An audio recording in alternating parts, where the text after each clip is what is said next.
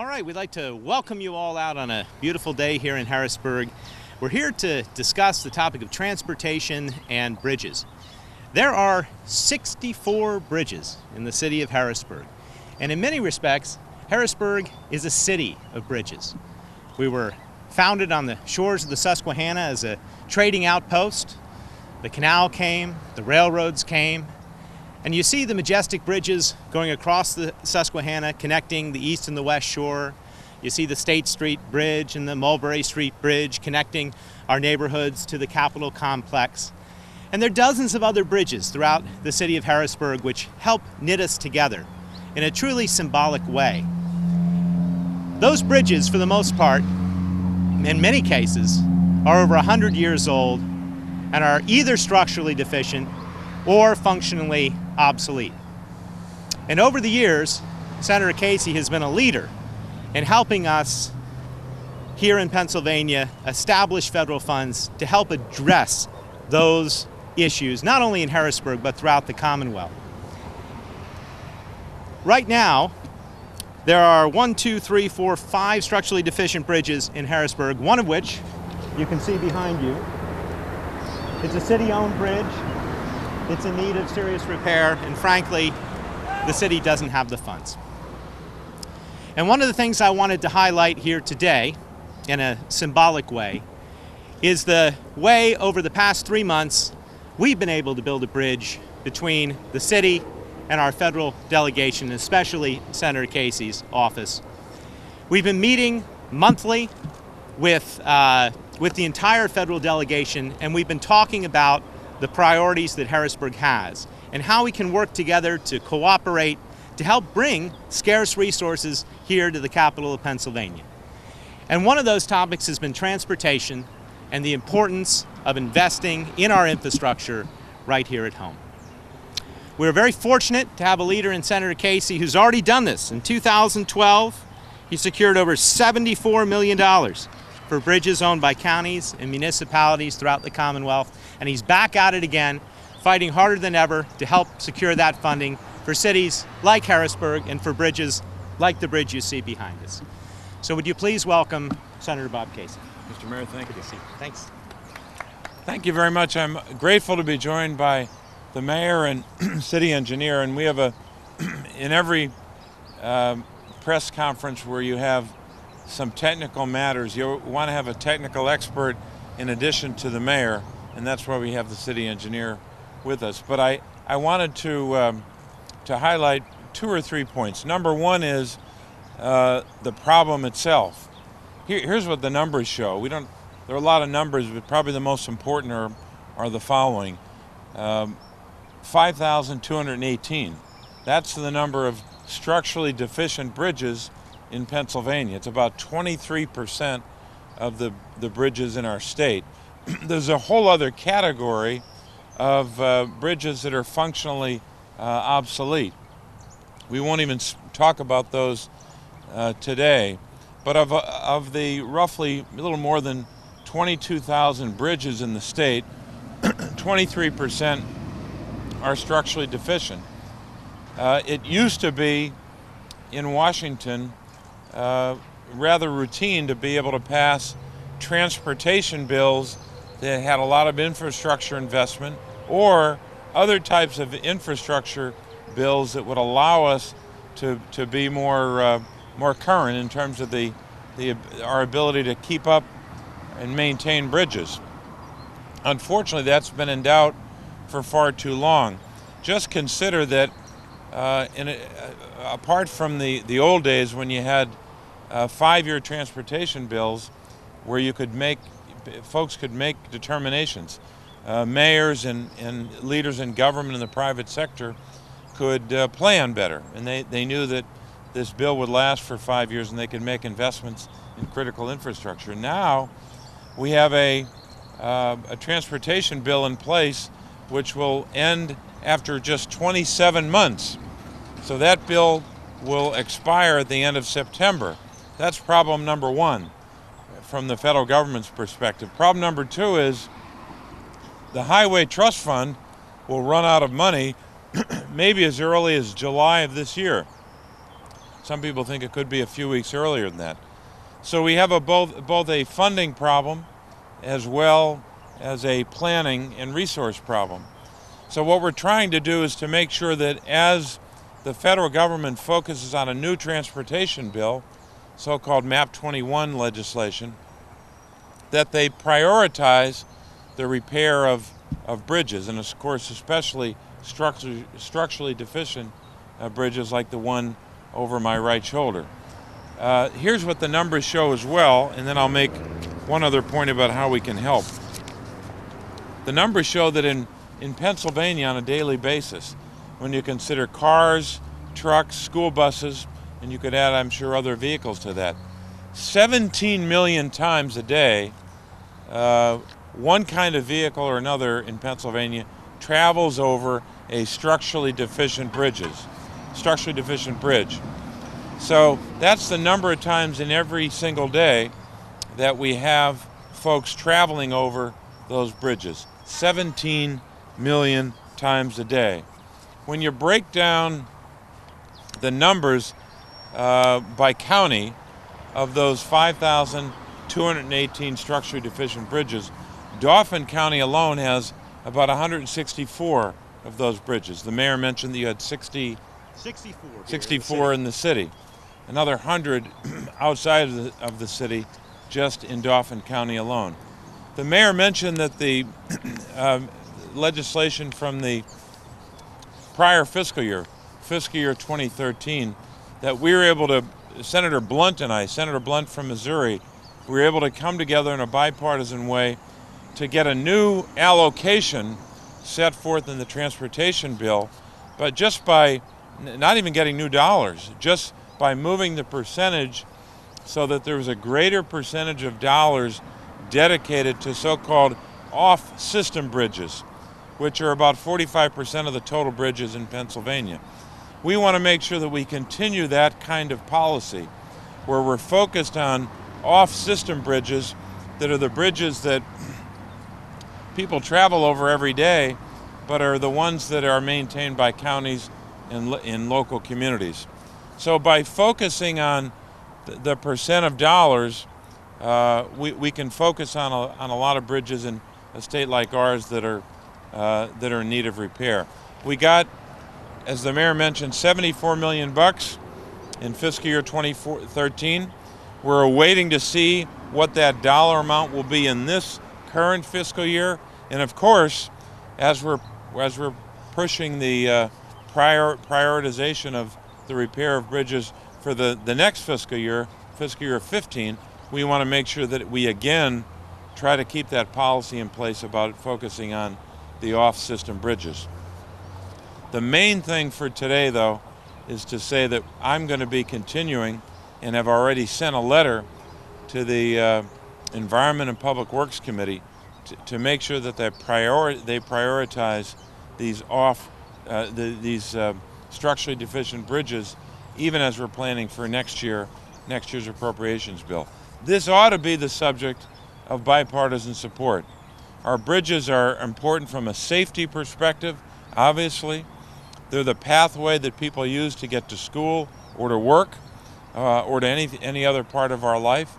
And thirdly, of course, they have a huge economic impact.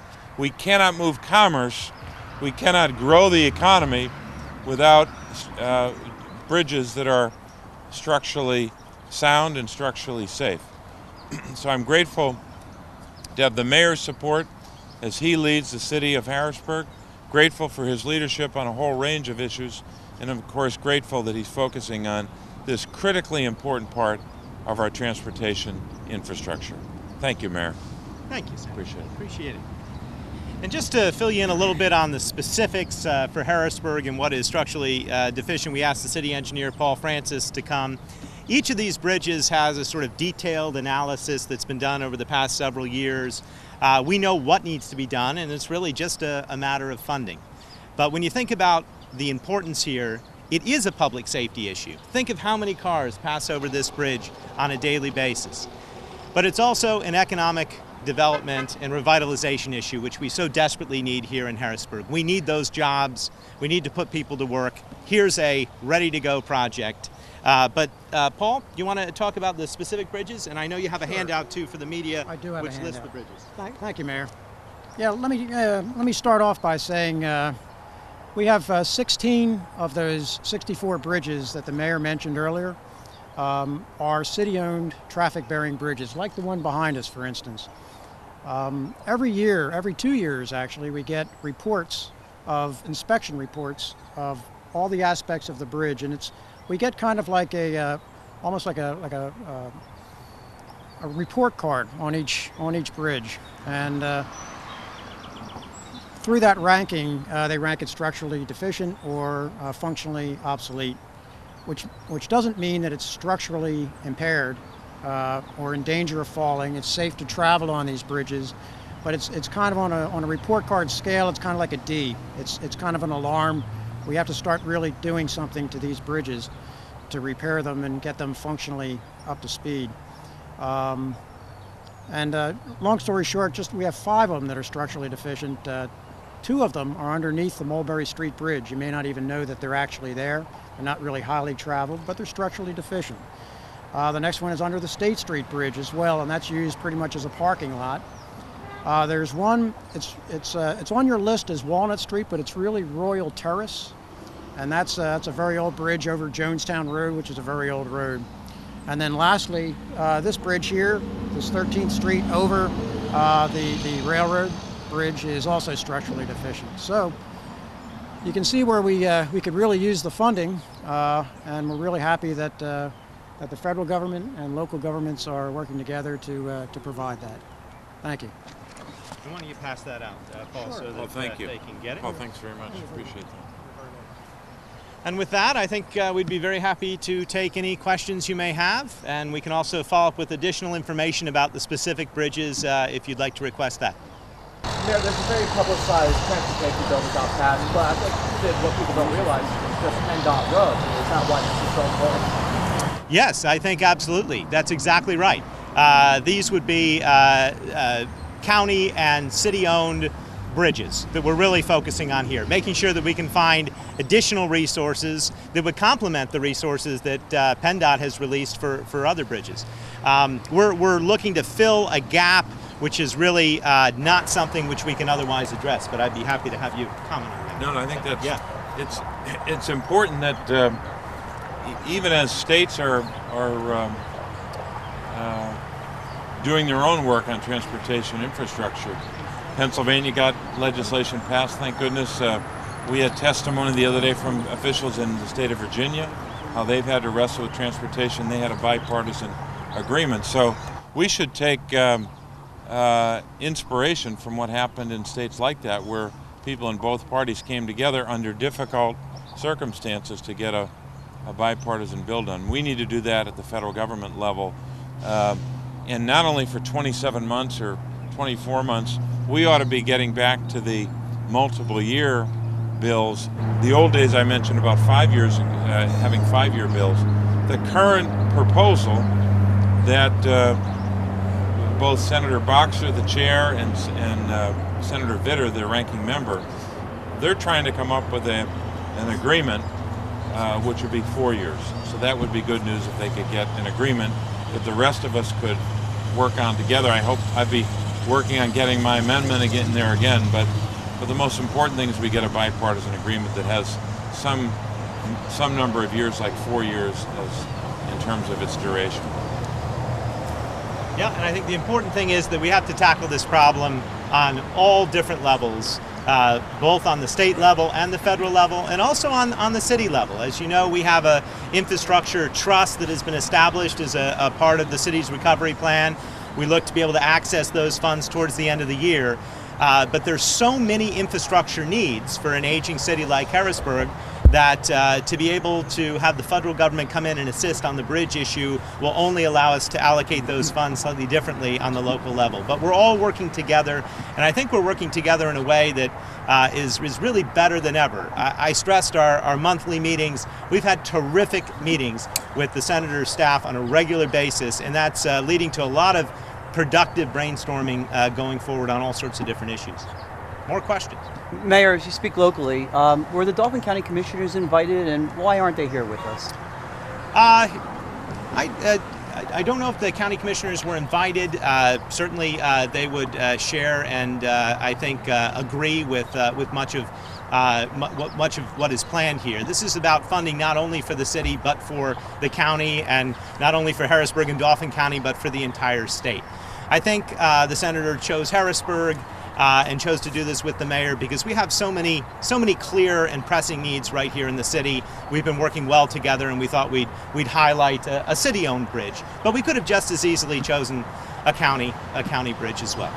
And the county commissioners have awarded local share gaming grant monies to restoration of bridges countywide. Is that something that you might discuss with them or bring to the table to say, is there gaming money available for bridges specifically in the city of Harrisburg? Yes, and as you know, we've been working with their infrastructure bank on a variety of paving projects. We're in very close, in a very positive, close working relationship with Dauphin County. As a county, as a whole, we have tremendous needs, and we're trying to coordinate as best we can. But specifically today, we wanted to focus on Harrisburg as an emblematic of the third-class cities throughout the Commonwealth. I should mention that I saw the commissioners actually in Washington a couple of weeks ago with in a small group of folks coming to my office. So we've been in touch with them. We had a similar event to this next to a bridge in Scranton. I guess it's about 10 days ago now, and that was with folks at our local Chamber of Commerce in Scranton. So depending on where we are, sometimes we're with business leaders, sometimes we're with state officials, sometimes with municipal or county officials, and certainly grateful the mayor's here. But it's if I invited every single public official who touched on this, you guys would be standing here a while. So we wanted to keep it more limited. But we've had a good working relationship with all the commissioners. Do you have an estimated price tag on how much all these projects are going to cost? Will it be here in Harrisburg or statewide? Well, statewide, and I wrote these numbers down, if the last couple of fiscal years, Pennsylvania has received, in terms of overall MAP 21 funding, that's all federal transportation dollars. In fiscal year 12 and 13, the number was the same, 1.589 billion, so almost 1.6 billion. And in 14, it got a little higher to 1.602 billion. So we can get the exact percent of that would go for bridges. But what we're hoping is that folks, I think this is good for our state, obviously, but it's also good for a lot of other states, that they prioritize the funding for bridges, because most of the bridges in our state, the average age now is the average age of the structurally deficient bridges are more than 50 years. 54 years on average. That's a long time. I just turned 54. I know how my aches and pains are getting worse now at the age of 54. But we should give people a sense that we've made it a priority to fix these bridges. People know that we're not going to be able to do this in a year or two. This is going to take many years to solve. But if you don't start now and start making a priority and chipping away at the list, we're going to be in real trouble. I saw a list of an example of kind of the top 10 bridges in Pennsylvania. A lot of them in the southeast, if not most of them. The top 10 bridges in terms of being structurally deficient, and the youngest bridge was about 1970. Most of the bridges were in the mid-60s. I think this bridge was 1965, but I saw bridges on that top 10 list from the 1950s and before. So it's important that we prioritize. And sometimes if a transportation bill goes by everyone, even if you're happy with the result, if we don't make this a priority, people will forget about it in terms of the allocation of dollars. But we'll try to get you the exact of that 1.6 billion. We'll try to get the breakdown for you in terms of bridges. All right, well, if there are no more questions, we want to thank you all for coming out, and we appreciate your time. And if you have additional need for information, just ask. Mayor, thank you very much. Thanks very much. Good to be with you. Yeah.